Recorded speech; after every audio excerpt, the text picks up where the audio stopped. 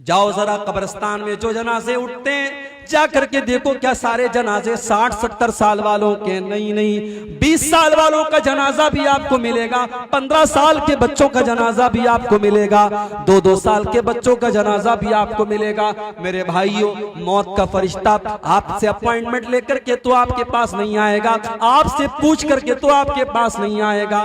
न जाने कब कौन सी बीमारी आएगी और आपको कब्र तक लेकर के चली जाएगी। इसलिए मेरे नौजवान साथियों, अपनी जवानी का मिसयूज न करना, अपनी जवानी का गलत इस्तेमाल न करना। कयामत के दिन अल्लाह ताला उस बंदे को अपने अर्श का साया देगा। वशाबुन नशा फी इबादतिल्लाह, वो नौजवान जिसकी जवानी अल्लाह की इबादत में गुजरी हो, जिसने रातों में तहज्जुद पढ़ी हो, जिसने रातों में क़यामुल लैल किया हो, जब दुनिया बिस्तरों पर सो रही हो वो रातों में उठ करके तहज्जुद पढ़ता हो, उस अल्लाह के नेक बंदे को कयामत के दिन कोई गर्मी नहीं लगेगी। आज हमारे पास पैसा होता है, हम सबसे पहले अपने घर में एसी लगवाते हैं, कूलर लगवाते हैं, पंखा लगवाते हैं।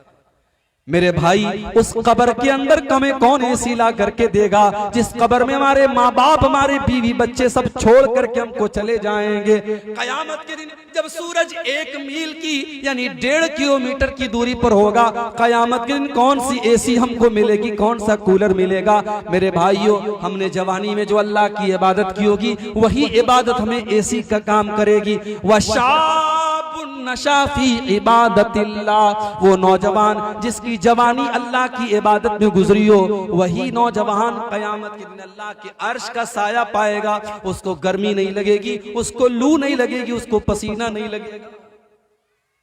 अल्लाह के नबी के एक सहाबी थे, अब्दुल्ला बिन उमर। ये किसके बेटे थे? हजरत उमर के बेटे थे। हजरत उमर कौन थे? अल्लाह के रसूल के ससुर थे। ससुर समझते नहीं समझते आप? ससुर जरूर समझते होंगे। सारी खुदाई एक तरफ, जोरू का भाई एक तरफ, बोलते ना। ससुर और साले को कौन नहीं समझेगा?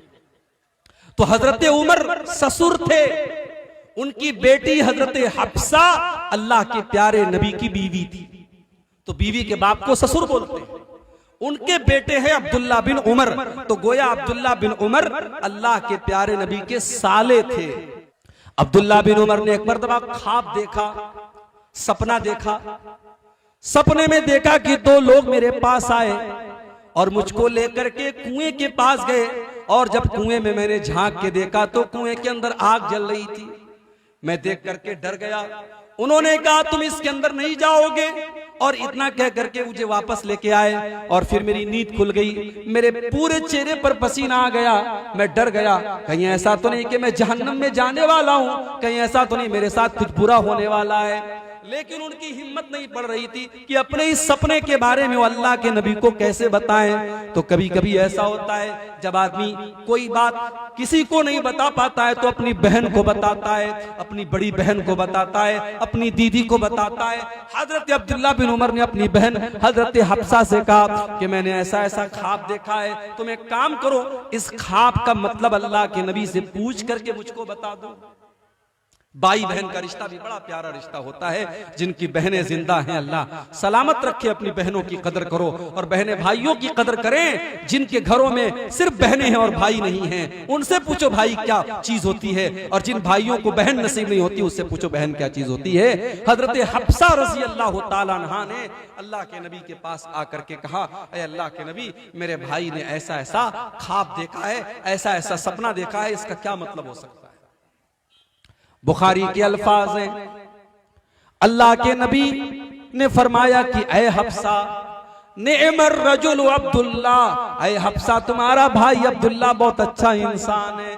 इस सपने का कोई बुरा मतलब नहीं है, कोई खराब मतलब नहीं है। ऐ हफ्सा तुम्हारा भाई बहुत अच्छा इंसान है, बस एक बात की कमी है, लौ कान युसल्ली मिनल लैल। ऐ हफ्सा अपने भाई से कहो वो रात में जब इशा की नमाज पढ़ के घर जाता है तो सो जाता है। तुम्हारा भाई रात में सोता है और सीधे फजर की नमाज में उठता है। अपने भाई से कहो कि रात में उठ करके तहज्जुद पढ़ा करे, क़ियामुल लैल किया करे, रात को उठ करके अल्लाह की इबादत किया करे। हजरत हफ्सा आती हैं और अपने भाई को ये बात बताती हैं कि अल्लाह के नबी ने तेरी तारीफ की है और कहा है कि तेरा भाई बहुत अच्छा इंसान है, बस एक बात की कमी है, वो रात में तहज्जुद नहीं पढ़ता है। ओ मेरे नौजवान साथियों, रात रात भर जलसे आपने सुने हैं, तकरीरें आपने सुनी है, मगर एक कान से सुन करके दूसरे कान से उड़ा देने की हमारी और आपकी आदत है। जरा अब्दुल्ला बिन उमर को देखो, जब उनके कानों में अल्लाह के नबी के ये जुमले पड़ गए कि अल्लाह के नबी ने मेरी तारीफ की है और ये कहा है कि अब्दुल्ला बहुत अच्छा इंसान है, बस एक बात की कमी है, वो रात में तहज्जुद नहीं पढ़ता है। बुखारी के अल्फाज है, फकाना ला यनामु मिनल लैल इल्ला कलीला। उस दिन के बाद से अब्दुल्ला बिन उमर रात में तहज्जुद पढ़े बगैर नहीं सोते थे और बहुत कम सोते थे और रात का ज्यादातर हिस्सा वो तहज्जुद पढ़ करके और क़ियामुल लैल पढ़ करके गुजार दिया करते थे। मेरे भाई, नमाज की पाबंदी करो और 5 टाइम की नमाज के साथ साथ कोशिश करो, अगर लंबी नहीं पढ़ सकते तो छोटी छोटी, अगर 8 रकात नहीं पढ़ सकते तो 6 रकात सही, 4 रकात सही, 2 रकात सही, तहज्जुद पढ़ने की आदत डालो। वल्लज़ीना यबीतूना लिरब्बिहिम सुज्जदन व क़ियामा। जिनकी गोद सुनिए, जिन औरतों को बच्चा नहीं हो रहा है और शादी के कई साल हो गए हैं, उन जोड़ों से कहूंगा रात में तहज्जुद पढ़ा करो। रात का टाइम कबूलियत का टाइम होता है, रात में अल्लाह दुआओं को सुना करता है। 5 टाइम की नमाज की पाबंदी करो और रात में तहज्जुद पढ़ के अल्लाह के सामने गिड़गिड़ा के औलाद मांगो। जिस अल्लाह ने ज़करिया अलैहिस्सलाम को 90 साल की उम्र में बेटा दिया था और 85 साल की उम्र में इब्राहिम को बेटा दिया था, वो अल्लाह आपको भी बेटा देगा। रात में उससे मांगा करो। जिनके कारोबार में बरकत नहीं हो रही है, जिनके बिजनेस में लॉस हो जा रहा है, जिनको नौकरी नहीं मिल पा रही है, जो इम्तिहान में फेल हो जाया करते हैं, अपनी मेहनत करने के साथ साथ नमाज की पाबंदी करो मेरे भाई और रात में तहज्जुद पढ़ने की आदत डालो। ये अल्लाह के स्पेशल बंदों की पहचान है। वल्लज़ीना यबीतूना लिरब्बिहिम सुज्जदन व क़ियामा। तो ये हो गई तीसरी पहचान, अल्लाह के खास बंदे रात में तहज्जुद की नमाज पढ़ते हैं। अच्छा, जब आदमी तहज्जुद पढ़ेगा तो बोलो वो आदमी बुरा होगा कि नेक होगा? जाहिर है नेक होगा, मुत्तकी होगा, परहेजगार होगा। हमारे यहाँ तो जो बेचारा 5 टाइम की नमाज पढ़ता है उसको लगता है कि मैं तो जन्नत मेरे बाप की होगी, जन्नत में मैंने टिकट बना लिया। ये अल्लाह के खास बंदे तहज्जुद पढ़ रहे हैं, रात रात भर जाग रहे हैं, लेकिन उसके बाद भी वो अल्लाह से डरते रहते हैं। उनकी चौथी पहचान क्या है? वल्लज़ीना यक़ूलूना रब्बना सुरिफ़ अन्ना अज़ाब जहन्नम इन्ना अज़ाबहा कान गरामा। मेरे बंदे वो हैं जो अल्लाह से दुआएं किया करते हैं कि अल्लाह तो हमको जहन्नम के अजाब से बचा ले। जहन्नम का अजाब तो बड़ा खतरनाक है, ये इंसान से चिपक जाने वाला और इंसान से चिमट जाने वाला है। इन्नहा साअत मुस्तक़र्रन व मुक़ामा। जहन्नम बड़ा ही बुरा ठिकाना है, बड़ी बुरी जगह है। पता ये चला कि तहज्जुद पढ़ करके भी वो अल्लाह से डरते रहते हैं और जहन्नम से बचने की दुआएं करते रहते हैं। इसलिए मेरे भाई, कभी भी ये मत सोचो मैं नमाज पढ़ रहा हूँ, मैं कुरान पढ़ रहा हूँ, मैं नेकी का काम कर रहा हूँ तो मैं बहुत नेक बन गया, मैं बहुत मुत्तकी बन गया। बल्कि अल्लाह के अजाब से डरा करो और दुआ किया करो अल्लाह हमको जहन्नम के अजाब से बचा ले। जहन्नम कोई मामूली चीज नहीं है, जहन्नम बड़ी खतरनाक चीज है और जहन्नम इंतजार कर रही है कि अल्लाह का बंदा कब गलती करे, कब अल्लाह की नाफरमानी करे और जहन्नम का शिकार बन जाए। इन्न जहन्नम कानत मिरसादा लित्तागीन माबा लाबितीन फीहा अहकाबा। जहन्नम घाट में बैठी है, जहन्नम इंतजार में बैठी है, जहन्नम प्रतीक्षा कर रही है। अल्लाह के नाफरमान लोगों का ठिकाना है जहन्नम। जो जहन्नम में जाएंगे तो हमेशा हमेश रहेंगे, जो काफिर होंगे, जो मुशरिक होंगे। ला यज़ूक़ून फीहा बरदन वला शराबा। जहन्नम के अंदर ठंडा पानी न मिलेगा, जहन्नम के अंदर गरम हवा और आग होगी और उनको कोई ठंडक नसीब न होगी, उनको कोई खाना न मिलेगा, कोई पानी न मिलेगा, खौलता हुआ पानी और पीपो मवाद उनको मिलेगा। तो रहमान के खास बंदे जहन्नम से अल्लाह की पनाह मांगते।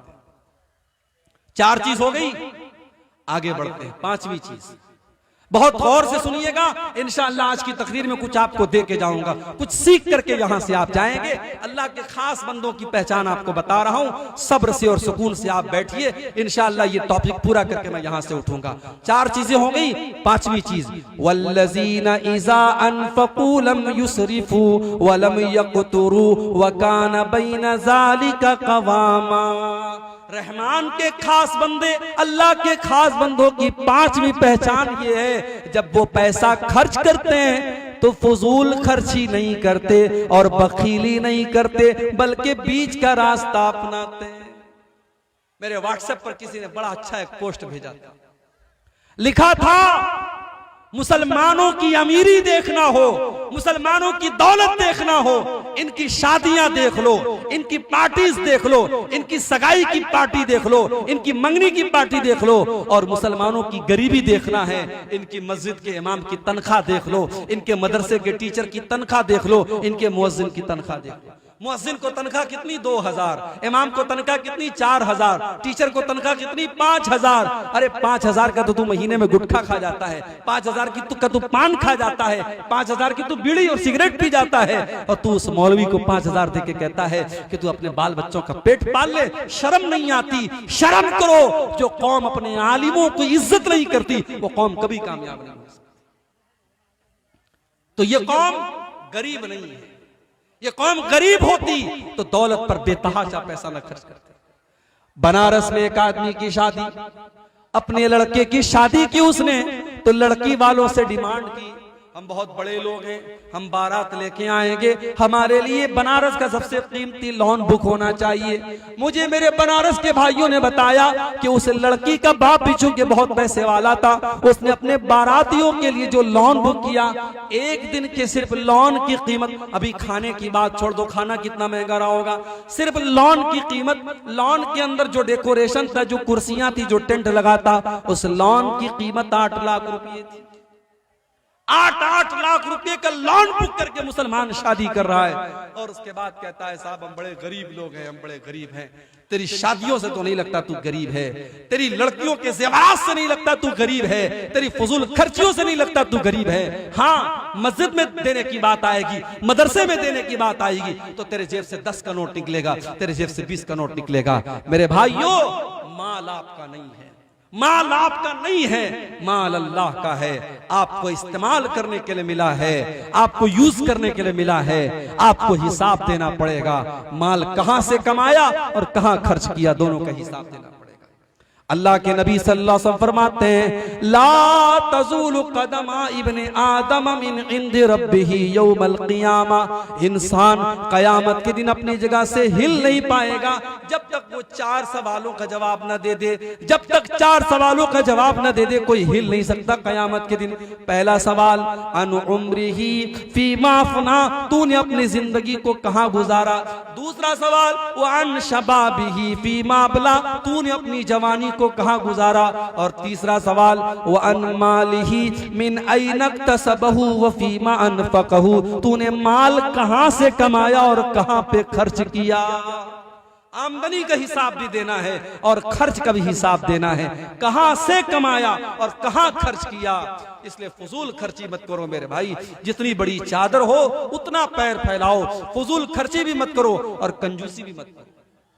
कुछ ऐसे लोगों को भी मैं जानता हूं, बहुत पैसा है मगर कपड़ा जब भी पहनेंगे बिल्कुल फटीचर वाला कपड़ा पहनेंगे, बिल्कुल खराब कपड़ा पहनेंगे। वो दिखाना नहीं चाहते कि हम पैसे वाले हैं। अगर अल्लाह ने आपको दौलत दी है, अच्छा खाओ, अच्छा पहनो मेरे भाइयों, और अपने परिवार को भी अच्छा खिलाओ, अच्छा पहनाओ। अल्लाह के नबी फरमाते हैं, जो दीनार तुम अल्लाह के रास्ते में खर्च करते हो, जिस दीनार के जरिए तुम किसी गरीब की मदद करते हो, और जो दीनार तुम अपने बाल बच्चों पर खर्च करते हो, उसमें सबसे ज्यादा सवाब तुमको उस पर मिलेगा जो तुम अपने परिवार के ऊपर, अपने बाल बच्चों के ऊपर खर्च करते हो। परिवार के ऊपर भी खर्च करो। और अपनी माँ बहनों से कहना चाहूंगा, शौहर अगर कंजूस है और आपकी जरूरतों को पूरा नहीं कर रहा है, आपकी जरूरत की चीजें नहीं ला रहा है, तो शौहर के पॉकेट में से बगैर बताए पैसा ले सकते।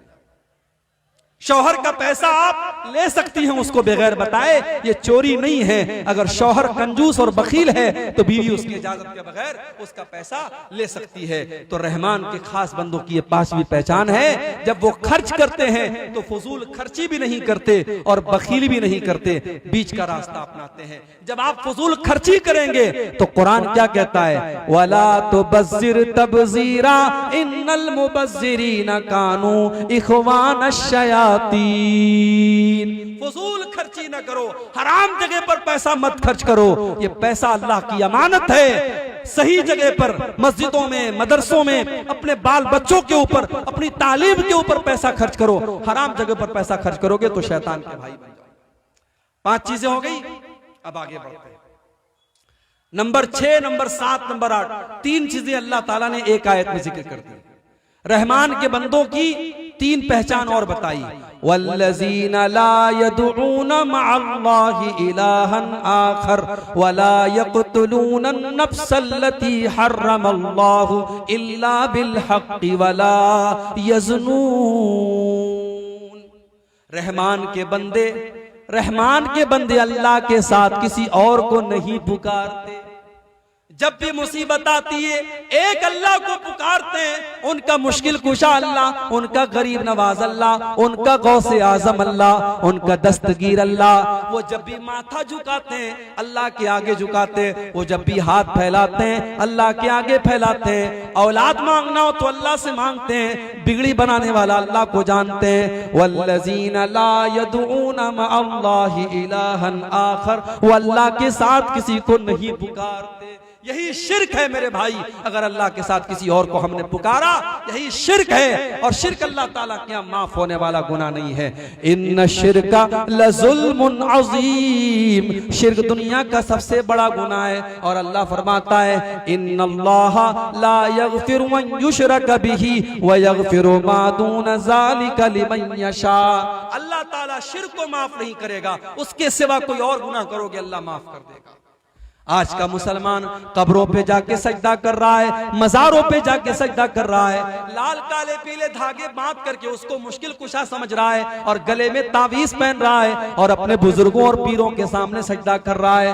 मौलाना हाली ने 100, 125, 150 साल पहले कहा था, करे गैर गर्बुत की पूजा तो काफिर, कवाकिब में माने करिश्मा तो काफिर, झुके आग पर बहरे सजदा तो काफिर, जो ठहराए बेटा खुदा का तो काफिर, मगर मोमिनों पर कुशादा है राहें, परस्तिश करे शौक से जिसकी चाहे, नबी को जो चाहे खुदा कर दिखाएं, इमामों का रुतबा नबी से बढ़ाएं, मजारों पे जा जा के नजरें चढ़ाएं, शहीदों से जा जा के मांगे दुआएं, न तौहीद में कुछ फर्क इससे आवे, न इस्लाम बिगड़े न ईमान जावे।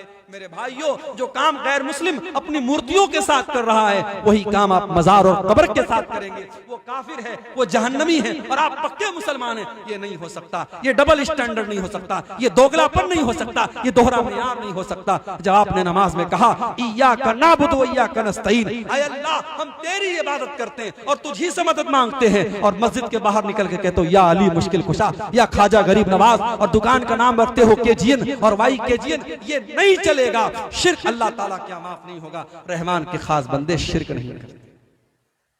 और अगली चीज क्या है, वला यक़्तुलून नफ्सल्लती हर्रमल्लाहु इल्ला बिलहक़्क़ि, और अल्लाह के बंदे किसी निर्दोष की हत्या नहीं करते, किसी बेकसूर को कत्ल नहीं करते। इस्लाम का मानने वाला आतंकवादी नहीं हो सकता।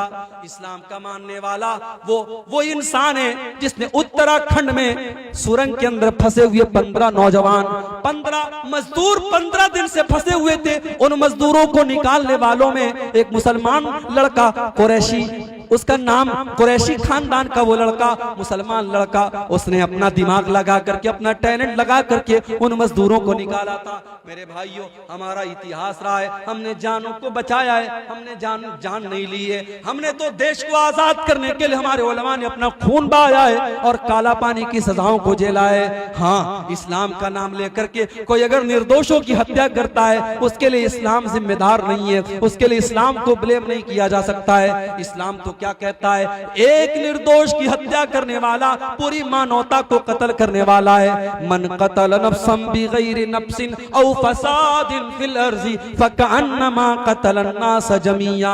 एक इंसान की हत्या करने वाला पूरी इंसानियत का हत्यारा है। वमन अहयाहा फकअन्नमा अहयन अन्नास जमीया। और एक इंसान की जान बचाने वाला पूरी इंसानियत की जान बचा रहा है।